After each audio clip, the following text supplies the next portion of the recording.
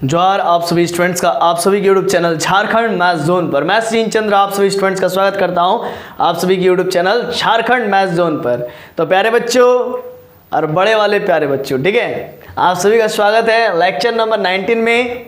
और ये मैं आपको बता दूं कि थ्योरी ऑफ रियल फंक्शंस चल रही है, सेमेस्टर 3 के बच्चों के लिए चल रही है, पेपर नंबर 5 चल रही है, ऑल यूनिवर्सिटीज़ के लिए चल रही है, चाहे आप बीबीएम के से हो, चाहे आप VVU से हो, चाहे आप SKMU से हो, है ना, सिंधु कानो मुर्मू यूनिवर्सिटी, है ना, या फिर विनोबा भावे यूनिवर्सिटी या विनोद बिहारी महतो कोयलांचल यूनिवर्सिटी। आप कोई भी यूनिवर्सिटी से क्यों ना बिलोंग करते हो, चाहे आप LNMU से बिलोंग क्यों ना करते हो, चाहे आप बनारस हिंदू यूनिवर्सिटी से क्यों ना बिलोंग करते हो, आप दिल्ली यूनिवर्सिटी से क्यों ना बिलोंग करते हो, आपके लिए ये वीडियो लेक्चर सेशन बहुत ही यूजफुल होने वाला है।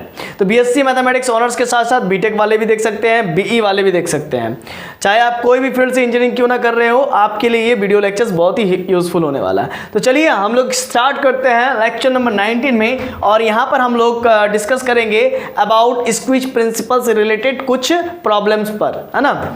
तो यहाँ पर देखिए साइन x का limit as x tends to 0 पर 0 है, ये हमको प्रूफ करना बाय द स्क्विज प्रिंसिपल, ठीक है। तो भाई देखिए यहाँ पर देखने से ही पता चल रहा है कि x का वैल्यू 0 रखेंगे तो साइन 0 का वैल्यू 0 होता है, ये कन्फर्म है। बट ऐसा नहीं करना आपको, ठीक है, यहाँ पर स्क्विज प्रिंसिपल की मदद से बनाना है। तो इसके लिए आपको एक इनइक्वालिटी के बारे में जानकारी होनी चाहिए।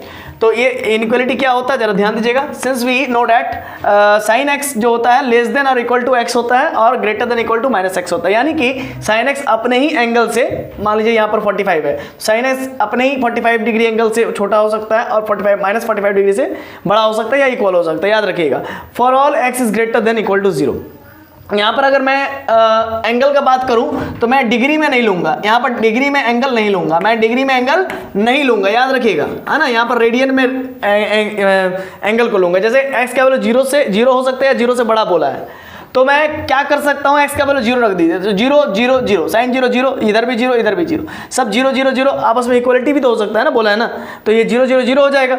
या x का वैल्यू आप 1 रख दीजिए, 0 से बड़ा बोला है तो यहाँ पर 1 रख दीजिए, वहाँ पर 1 रख दीजिए। यहाँ पर साइन 1 का वैल्यू क्या होता है जानते हैं, साइन 1 का वैल्यू होता है 0.8333। अरे बाबा साइन 90 का नहीं रे, साइन 1 का वैल्यू 0.8333 होता है। सर आप कैसे जाने, अरे बाबू गूगल है ना, गूगल से पूछिए साइन 1 का वैल्यू क्या होता है, तो 0.8333 होता है, ठीक है। तो इसी वजह से अब बहुत बच्चा कंफ्यूज में है, साइन 1 का तो वैल्यू 1 होता है। अरे नहीं रे बाबा कंफ्यूज मत हो, साइन 90 का वैल्यू 1 होता है, साइन 90 डिग्री का वैल्यू 1 होता है, साइन 1 का वैल्यू 0.8333 होता है, समझ रहे हैं। हाँ, तो इसीलिए मैं यहाँ पर बताया कि साइन यहाँ पर 1 रखिएगा, मतलब x मेरा कोई भी रियल नंबर हो सकता है, 0 से 0 या 0 से बड़ा। साइन 1 का वैल्यू 0.833 आएगा, ठीक है।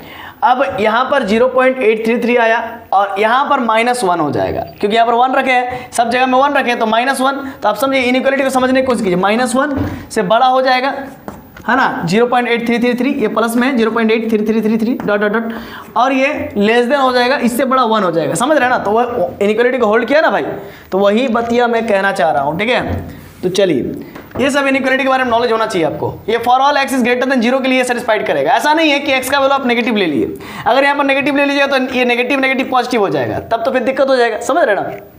इसी वजह से मैंने बोला कि पॉजिटिव लीजिए।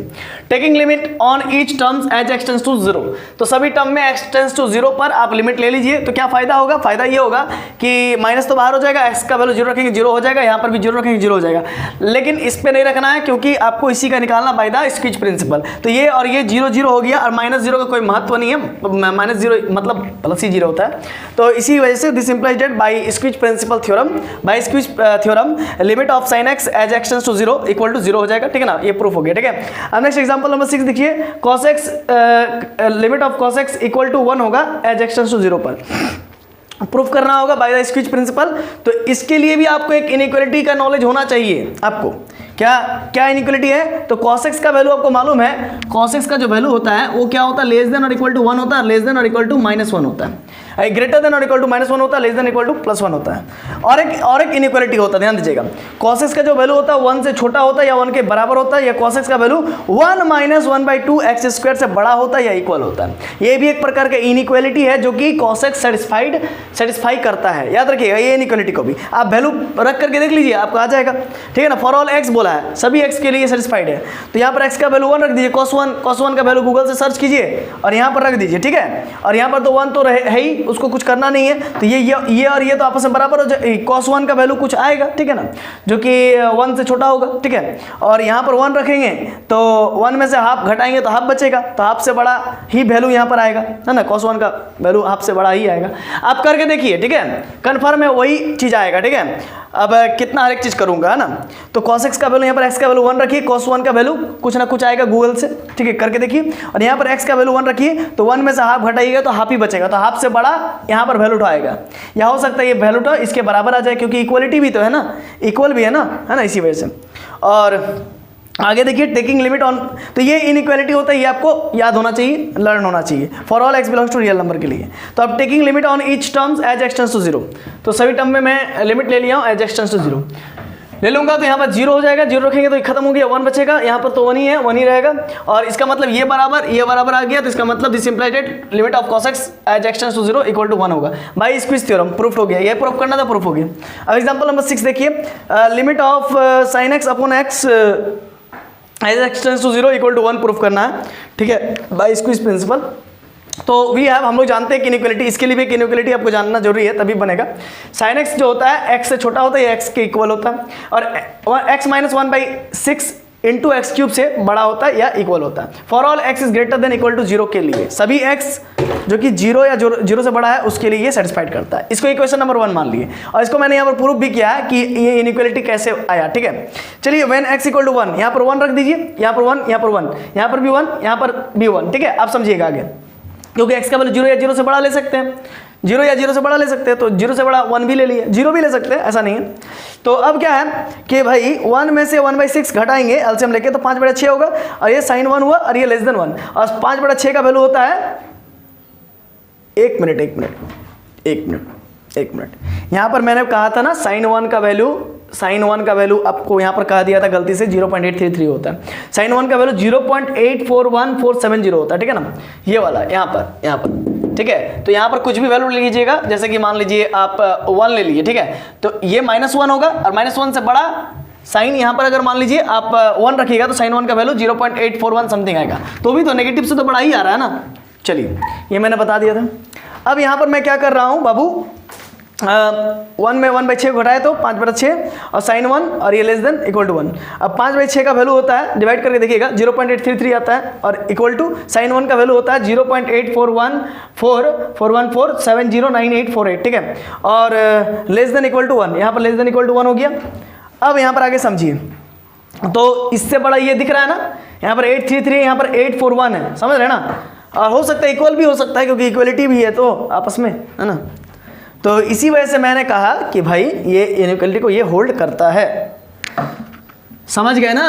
अब आगे देखिए बनाएंगे, इसको इरेज करते हैं, पहले स्क्रीनशॉट ले लीजिए।